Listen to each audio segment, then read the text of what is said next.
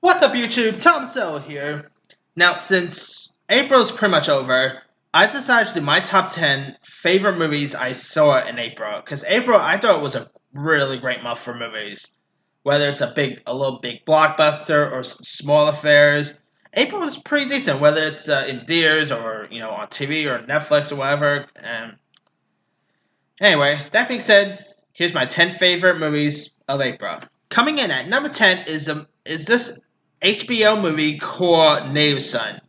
Now, granted, it's an HBO movie, so of course I didn't see it in theaters, but Native Son I thought was a really pleasant surprise.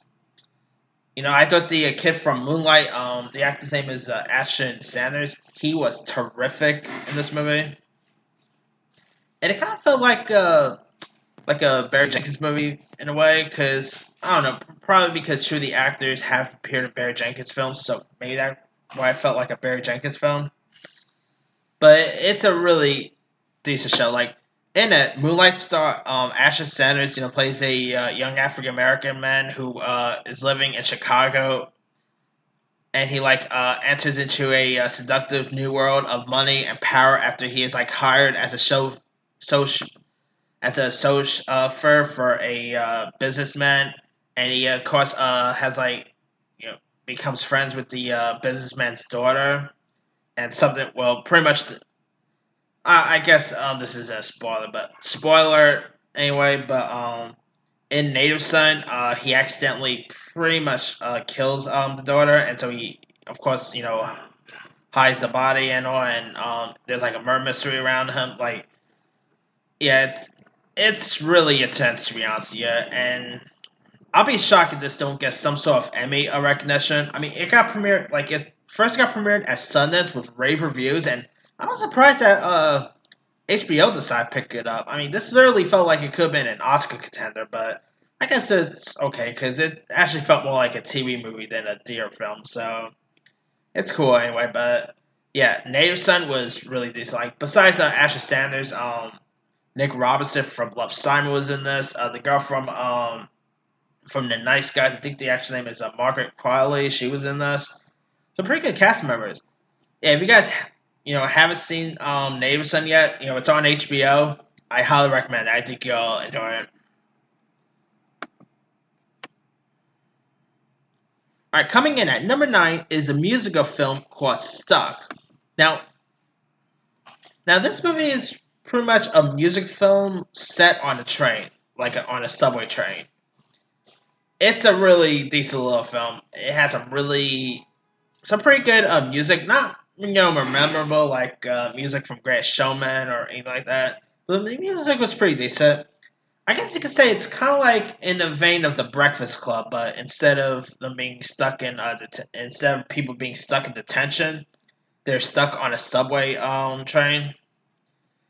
And I mean, in it, of course, it takes place in New York City because New York City, of course, has lots of subways. But anyway, in it, it's about like a New York City subway train that stops in a tunnel beneath the city with 6 complete strangers stuck inside the rail car, and the strangers are a cross section of New Yorkers of their different race, their culture, their different age, and of course, the emotions of being trapped and frustrated strangers explode as the subway car becomes a kind of magical musical conduct cell, and they of course got to of course they learn the value of trying to be friends with some of the people, try to talk to them, and it's kind of like I said, it's kind of like the Breakfast Club. Remember when they were all in the Breakfast Club and they were different people, and there was nothing to do and stuff like that, and they mainly talked and all that. It's similar to that really, and it also the cast was pretty good too. It stars Giancarlo Esposito, who you might know from Breaking Bad, and he's going to be in that Star Wars show, The Mandalorian. Whoever, I mean, I don't know if it was really his real singing voice, but who knew Giancarlo Esposito could sing? I mean, he had a really cool singing voice in this. And anyway, also Ashanti was in this. It's always nice to see Ashanti on screen. Omar Chaparro, who's of course going to have a Charizard and Detective Pikachu. He was pretty good in this. Amy Madigan was great. Some pretty good cast members, and had some, like I said, had some good music. Good performances by the cast. If you guys haven't seen Stuck, if it comes on like Blu-ray or Netflix or whatever, I'll say give it a go. I think you'll enjoy it. All right, coming in at number 8 is, speaking of Breakfast Club, coming in at number 8 is The Public, which is of course directed by Breakfast Club star Emilio Estevez. I gotta say, Emilio Estevez don't get much credit as a director. He's done some really great directing films over the years, whether it's Bobby or any other stuff he's done over the years. He's done some really interesting films, and this is no different. I really enjoy this movie. I mean, the whole movie pretty much, of course, like, here's what's pretty much about. In The Public, it's where a usually a bitter Arctic blast has made its way to downtown Connecticut, Cincinnati, I must say. And the front doors of the public library where the action of the film takes place, and the story, of course, revolves around a library patron, many of whom, like many of the people in the library, are homeless, and they also, of course, had to get out, and they're trying to, like, I guess you could say protest, and because they don't want to get kicked out, and those homeless shelters aren't the best, so they just want to stay in the library. And you got Emilio Estevez's character, who was pretty much like a criminal one time, and he sides with other homeless people, and it's kind of a little bit of a odd story, to be honest. Yeah, I mean, if you guys ever want to see Jeffrey Wright's Behind, yeah, I mean, that scene I had to cover my eyes with because there's like lots of male nudity, like behind nudity in this, and I mean that scene I had to close my eyes with. I mean, I like Emilio Estevez and Jeffrey Wright as the next person, but I don't want to see a whole lot of them, if you know what I mean. Anyway, and the cast was pretty good. Like, you had Alec Baldwin in this as a police commissioner. You had Christian Slater, who played kind of a prick in this. Taylor Schilling, who I'm becoming a fan of Taylor Schilling every time. She was great. Gabrielle Union was amazing. Like I said, Jeffrey Wright was good. This newcomer named Ryan Fest, I think his name is, he stole lots of scenes. Michael K. Williams stole lots of scenes. Jam Malone, was the scene still. I really enjoyed this movie. It was pretty funny. It had lots of heart to it. And, yeah, I mean, it's nice to see Emilio Estevez directing another movie set in a library, because, I mean, of course, he's best known for Breakfast Club, where the cast would, like, the characters, their detention was in the library, so, yeah, it's nice to see him back in the library, but instead of being in detention, he works there, but, of course, this time around, spoiler, but this time around, his character ends up going to jail, but, yeah, if you guys haven't seen The Public yet, yeah, I highly recommend checking it out when you get a chance. It's probably not Emilio Estevez's best work, really. His best directing work still goes to Bobby, but this is probably my second favorite directing film of his, and he did a great job of it. All right, coming in at number 7. Speaking of Taylor Schilling, coming in at number 7 is a film called Family. Now, in this, it stars Taylor Schilling as a career woman named Kate Stone, who, of course, who is hired to take care of her niece, while her brother and her, sister-in-law are like away, and her niece is like kind of a, kind of a bratty kid, but anyway, Family I thought it was a really good film. I mean, Taylor Schilling, I guess you could say she's not really that likable in this movie. Like, she does some not so likable stuff. But Taylor Schilling was pretty good in this. And the one who plays, like, her niece was pretty good. You also had Kate McKinnon. She played a role that stole lots of scenes. Brian Tyree Henry, whose next film is, of course, the Child's Play reboot. He was pretty funny in this. It was a pretty decent film. I mean, it had lots of heart to it. It has lots of comedy in it. Really decent little film.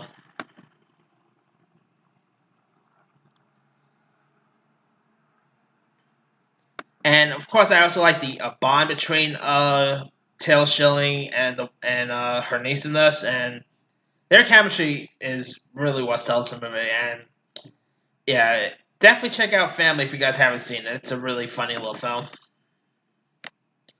Coming in at number 6 is Teen Spirit. Now, this film stars Elle Fanning as a character named Violet, who's a shy teenager who dreams of escaping her small town and pursuing her passion to sing. And she ends up having like an unlikely mentor here, and she wins like a singing competition, which I guess you could say is in the vein of American Idol and The X Factor. And of course, she ends up becoming a famed pop star after, and who knew Elle Fanning could sing? Her, the songs that she sang in this was terrific. I think Elle Fanning, she needs to have like a sing career next. I mean, that girl could do anything. She could act. She could sing pretty well. I'm telling you right now, in the future, Elle Fanning is gonna probably have an Oscar on her mantle. Like, she's actually that good of an actress. Everything I've been seeing Elle Fanning in, she really grows as an actress. Whether it's that 20th Century Woman movie or the movie Somewhere or the Begalled. She's a really great actress, and I thought she was really terrific in this movie. And it was also the directorial debut by director Max Minghella, who you might know from The Handmaid's Tale. He did a pretty good job at directing. The movie had some good cinematography, some good pop music. Yeah, definitely check out Teen Spirit. It's a really good little film. Coming in at number 5 is Breakthrough. Yeah, number 5. Anyway, Breakthrough I thought was pretty sad, and of course this is probably one of the better faith-based movies I've seen in recent time.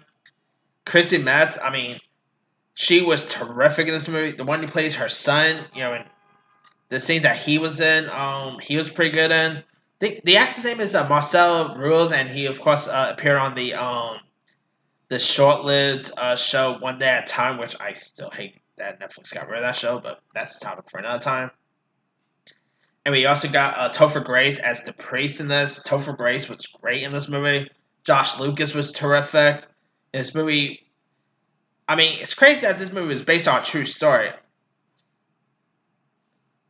I mean, it's pretty much based on the incredible true story of this kid who was like 14-year-old when he drowned in Lake St. Louis, and he was like dead for nearly an hour, according to a report at the time. And so, if CPR was performed 27 minutes to no available, and so the mother, of course, entered the room and prayed loudly, and suddenly there was a pulse, and the kid, John Smith is his name, he came around, and it's an interesting story, and this movie, I don't have kids, so I can't really, understand what she went through or anything, but this movie will literally make you tear up. I kind of choked up a little when I saw this movie, but anyway, it's a movie about faith. It's a really great little film, and if you guys haven't seen it, check out Breakthrough. It's a really good inspirational film. And not to mention, Luke Cage himself, Mike Coulter, is in this as well. Mike Coulter was pretty good in his scenes. I mean, him as a firefighter, who didn't like that one? I mean, come on. But yeah, Breakthrough is a really nice little flick worth checking out. Coming in at number 3, oh, no. Coming in at number 4, I meant to say, sorry about that. Coming in at number 4 is Little. Little I thought was a really funny little film. I mean, the movie is executive produced by Marcel Martin, who, of course, is best known for the show Blackish. Whoever knew that a 14-year-old could produce something pretty good? And she did a pretty good job at this. She actually had this idea for when, she actually got this, when she was studio exec, when she was, I think 12 or 11 years old, when she came up with this idea. And now she's an executive producer on it. Who knew? I kind of already said this, but it's really embarrassing knowing that a movie that is executive produced by a 14-year-old actually ends up being better than a R-rated comic book movie like Hellboy. That is embarrassing, to be honest with you, but hey, it is what it is, I guess. But anyway, yeah, Lil, I thought was a pretty funny little film. I mean, I guess you could say it was like big in a way, and I thought Issa Rae, she was really funny. Regina Hall was pretty good in her parts. Tone Belt, he stole lots of scenes in this movie. Really funny little film. If you guys still haven't seen it, it's still in theaters. It's doing pretty well. Like it did more. Let me just put it this way: it did more than Hellboy. Yeah, a movie that's executive produced by a 14-year-old actually made more than a film than a hard R-rated comic book film like Hellboy. That is, like I said, that's a little embarrassing, but I guess you can't win them all, right? Anywho, coming in at number 3 is the Pet Sematary remake. I thought this was, I mean, it wasn't as good as the original because I probably still prefer the original over this one, but I thought it was still pretty decent. It was creepy. It was also pretty sad at times because a movie where like a kid gets killed in, despite the kid being alive and a movie where like a kid dies in will be a little sad, to be honest, yeah. But anyway, yeah, this movie wasn't also as good as let's say the It remake, but I still had fun with it. It was creepy. The cat was creepy in this. John Lithgow was great in his parts. Jason Clarke was terrific. The one who plays the little girl, she was really creepy in this movie.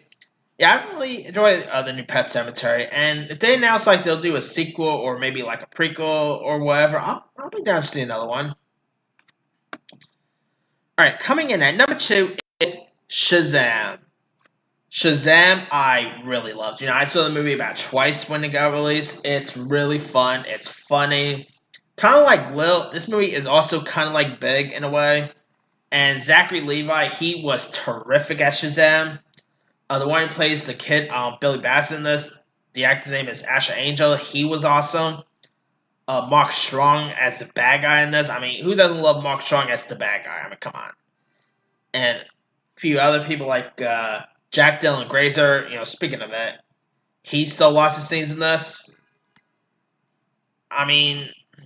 Once again, David F. Sandberg, he nailed it out of the park with his third film. Like, his first 2 films was Lights Out and Annabelle Creation. Both movies was great. And now he came out with this. He might actually end up being one of the best directors of this generation. He's that good of a director now. Between this, Lights Out, Annabelle Creation. I'm curious to see what else he'll do next.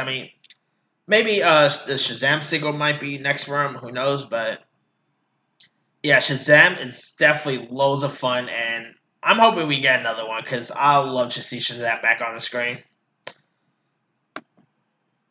Alright, my number 1 favorite movie of April, I'm not going to sugarcoat it. My favorite movie of April is some little unknown movie that just got released that's making a billion right now. It's some little movie called Avengers Endgame. This is the best movie not only best movie I've seen in April, it's probably the best movie I've seen all year. It is that much fun. It's great. It's entertaining. It'll make you look cry. I kind of teared up a few times, but yeah, I really loved it. I'm probably gonna see Avengers Endgame again, maybe either this week or next week, maybe. But I really had fun. But it's a great way to end I think a 12-year journey, I believe. I think it's 12 years or 13 years. Can't remember how. But that's how long Avengers had been. I literally can't even remember how long it's been. But anyway, yeah, Avengers Endgame is just, to me, it's like I said, it's the best movie of the year. And of course, after Endgame, I cannot wait to see what else the MCU has up their sleeves. And of course, the next MCU movie we got coming is Spider-Man: Far From Home. And after watching Endgame, I'm more excited for Far From Home. Like, seriously, if you go watch Endgame, you're gonna be more excited for Far From Home. Kind of like when you finished watching Captain Marvel, that movie will make you more excited for Endgame. Now, after seeing Endgame, it'll make you more excited for Far From Home, man. And after Far From Home, we'll probably see what else the MCU has up their sleeves, but should be interesting number of years. And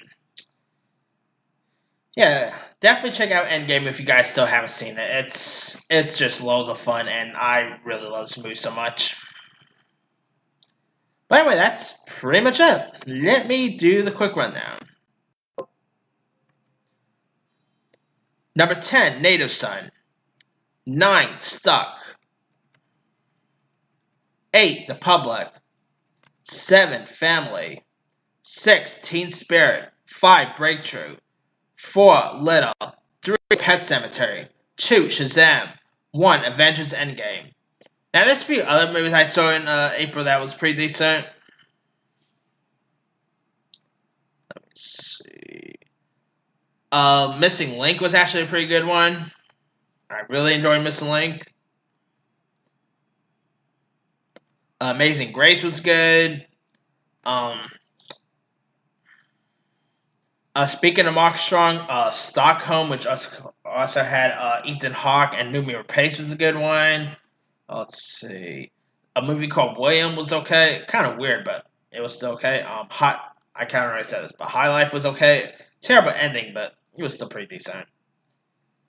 Hellboy definitely wasn't good. There was some not so good movies in April too, like Hellboy. I was disappointed by Curse of La Llorona. That was kind of a bust.